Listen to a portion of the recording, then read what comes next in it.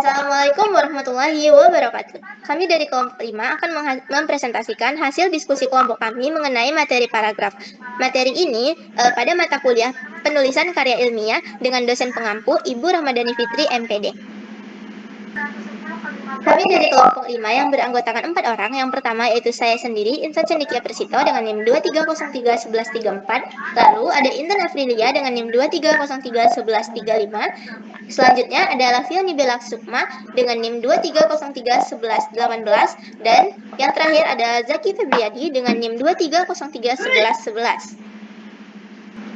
Adapun pembagian materi yang akan dibahas pada presentasi kami kali ini, yang pertama yaitu mengenai pengertian paragraf, lalu ada unsur-unsur paragraf, selanjutnya ada ciri paragraf yang baik, dan jenis-jenis paragraf yang terdiri dari paragraf deskriptif, paragraf naratif, paragraf argumentatif, paragraf ekspositorik, dan paragraf persuatif. Lalu setelahnya ada juga pola pengembangan paragraf, dan yang terakhir adalah transisi.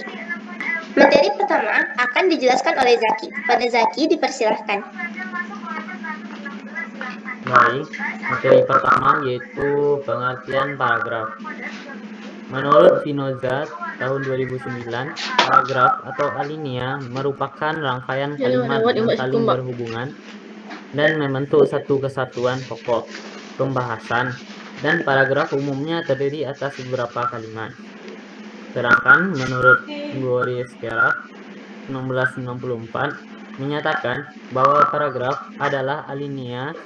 Alinea diartikan sebagai kesatuan pikiran yang lebih tinggi atau lebih luas dari kalimat-kalimat yang bertalian dalam satu rangkaian untuk membentuk satu ide.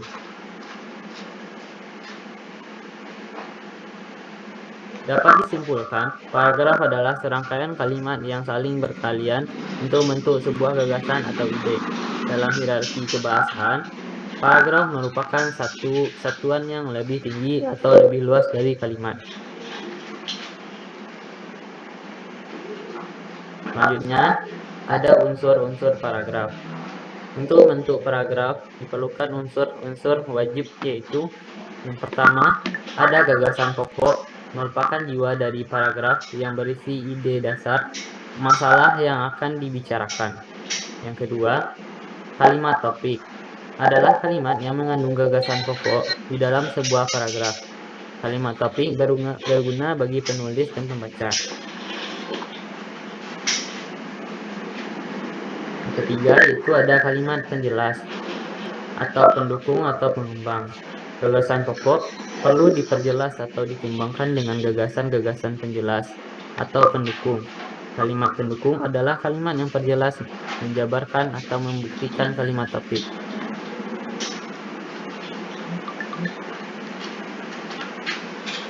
Kalimat penjelas terbagi menjadi dua jenis, yaitu yang pertama, kalimat penjelas mayor. Kalimat pendukung yang menjelaskan secara langsung kalimat topik atau memberikan informasi lebih jelas tentang bahasan di dalam kalimat topik. Kedua, itu ada kalimat penjelas minor. Kalimat yang memerinci atau memperjelas gagasan yang ada di dalam kalimat mayor. Kalimat minor dituliskan jika kalimat mayor membutuhkan penjelasan lebih detail.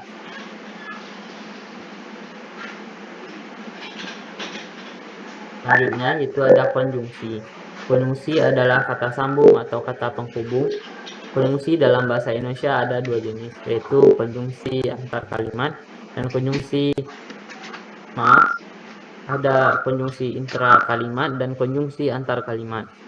Konjungsi intra kalimat adalah kata sambung yang berfungsi menghubungkan kata dengan kata, frasa dengan frasa, serta klausa dengan klausa dalam satu kalimat. Misalnya, dan, sehingga, agar, sebelum, dan lain-lain. Contohnya, kami menyiapkan jaket dan kaos kaki sebelum pergi ke Malang.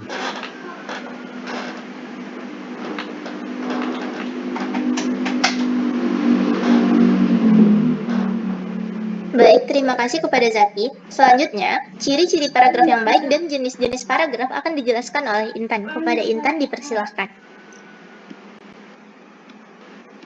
Baik, terima kasih kepada moderator. Selanjutnya itu ada ciri-ciri paragraf yang baik.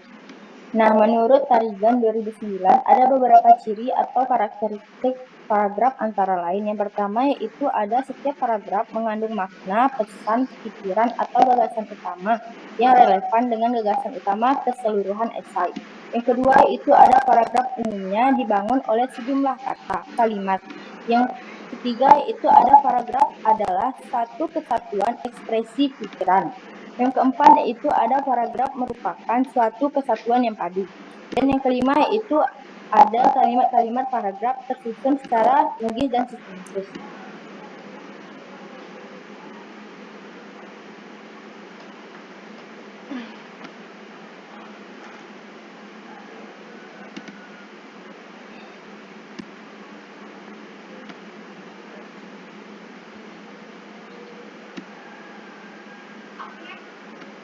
Nah, oleh sebab itu, ciri-ciri paragraf adalah yang pertama itu ada kalimat awal terletak ke dalam sedikit, yaitu 5 ketukan spasi. Yang kedua yaitu ada berisi gagasan pokok yang relevan dengan gagasan pokok keseluruhan karangan. Yang ketiga yaitu memiliki satu buah kalimat topik dan beberapa kalimat penjelas. Yang keempat yaitu memiliki satu kesatuan makna yang utuh. Yang kelima yaitu ada mempunyai kesatuan bentuk dan kesatuan makna. Yang keenam yaitu tersusun secara logis dan sistematis.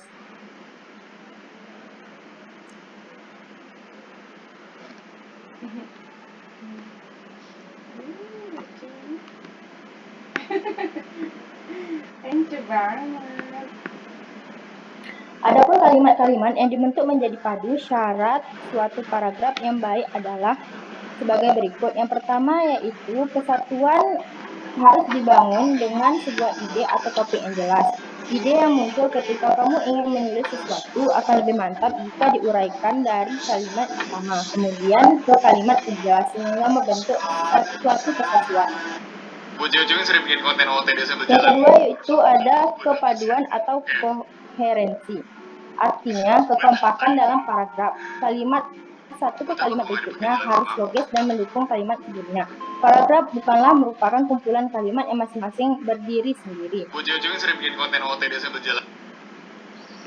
Yang ketiga yaitu ada kelengkapan, yaitu merupakan salah satu syarat paragraf yang baik. Aspek kelengkapan ini terpenuhi jika semua informasi yang diperlukan untuk mendukung atau menjelaskan gagasan utama sudah mencakup.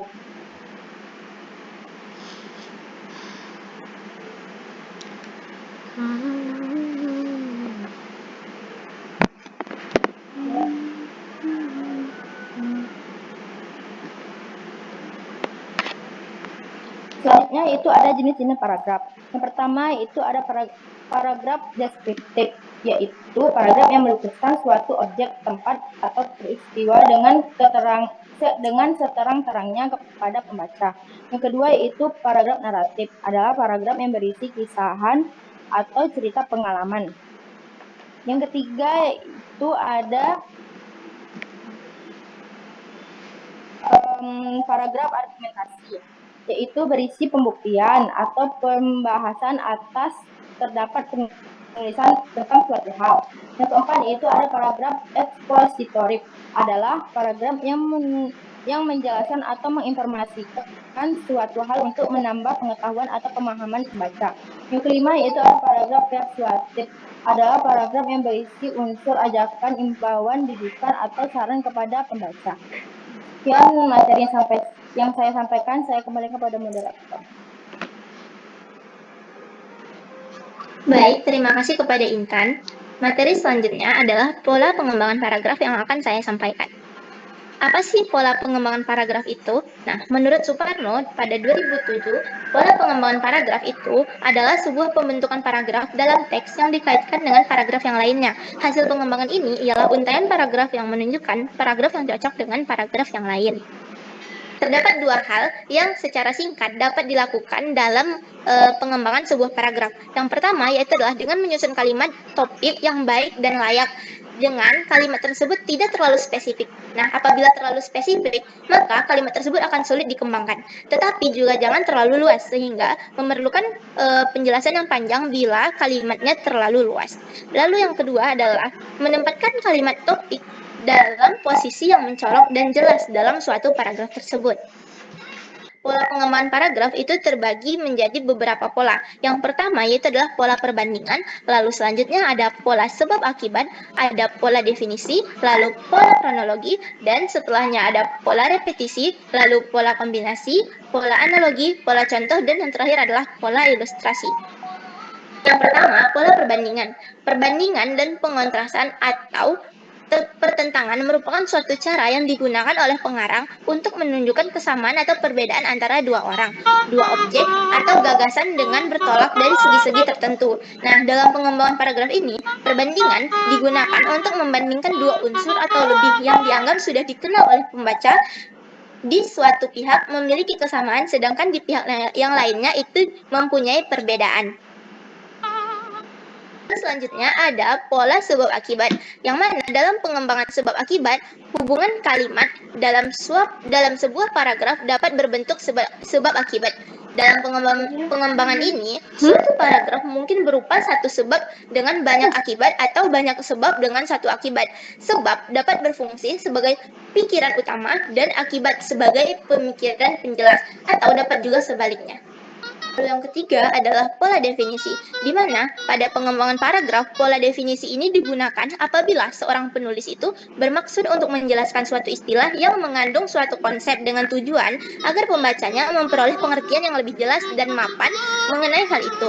Istilah dalam kalimat topik dikembangkan dan dijelaskan dalam kalimat penjelas. Lalu selanjutnya ada pola kronologi, di mana dalam pengembangan paragraf secara kronologi atau alamiah disusun menurut susunan waktu, atau dalam bahasa Inggris disebut the order of time. Pengembangan paragraf secara kronologi ini umumnya dipakai dalam paragraf kisahan atau paragraf naratif dengan mengembangkan setiap bagian dalam proses. Pengembangan itu dilakukan dengan memberikan suatu peristiwa, membuat atau melakukan sesuatu secara berurutan.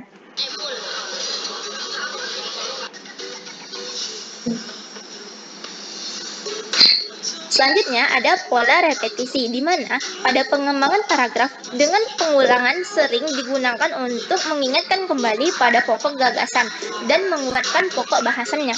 Pokok bahasan yang dikemukakan pada awal paragraf diulangi pada akhir paragraf sebagai simpulan. Jadi, jika kata atau gugus pada sebuah kalimat diulang pada kalimat berikutnya, pembaca diingatkan kepada informasi yang telah dibaca sebelumnya.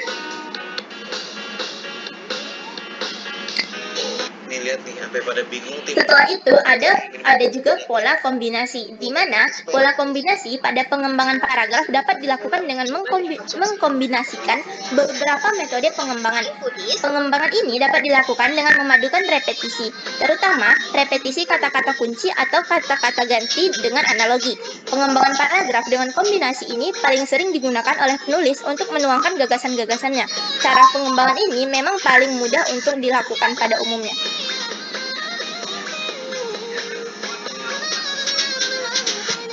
Lalu ada juga pola analogi, di mana pola analogi dalam pengembangan paragraf secara analogi merupakan pengembangan paragraf dengan ilustrasi yang khusus. Dalam pengembangan ini diberikan suatu contoh gambaran yang berbeda, tetapi mempunyai kesamaan, baik dalam bentuk ataupun kesamaan dalam fungsi, untuk menjelaskan kepada pembaca tentang tujuan yang tidak dipahaminya dengan baik. Lalu ada juga pola contoh, di mana pola contoh ini merupakan pengembangan paragraf dengan pembatas satu per satu contoh kalimat digunakan untuk memberikan penjelasan kepada pembaca, karena gagasan utama kalimat topik masih dianggap terlalu umum sifatnya.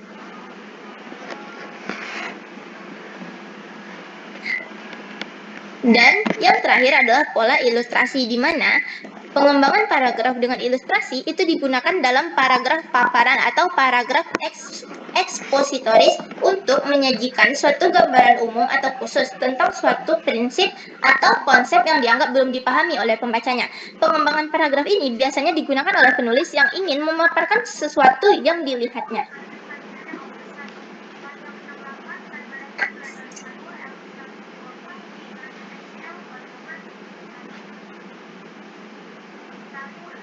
Baik, selanjutnya transisi akan dijelaskan oleh Lavioni. Kepada Lavioni dipersilahkan.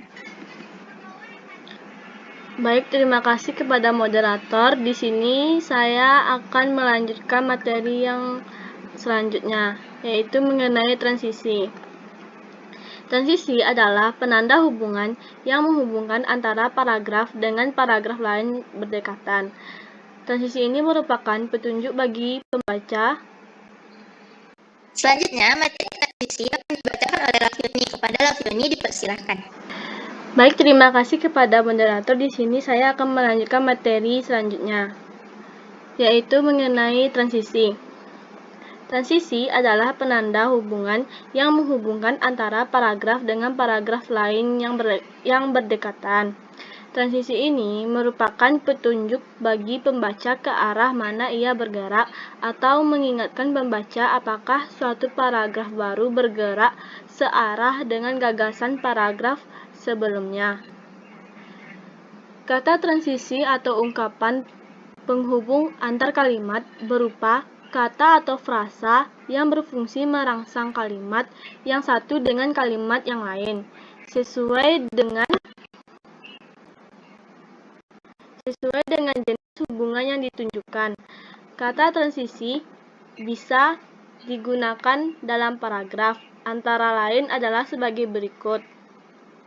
Next. Yaitu ada 9 macam hubungan kata transisi yang digunakan dalam paragraf. Yang pertama adalah hubungan yang menyatakan tambahan kepada sesuatu yang telah disebut sebelumnya.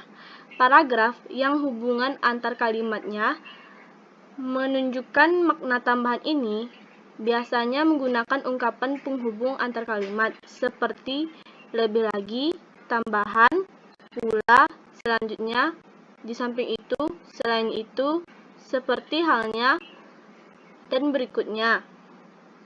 Contohnya, pesan yang diusung dalam upacara tradisional Laukangan ini adalah pentingnya berterima kasih kepada Tuhan yang telah menciptakan langit dan bumi serta berikan kenikmatan dan kesejahteraan.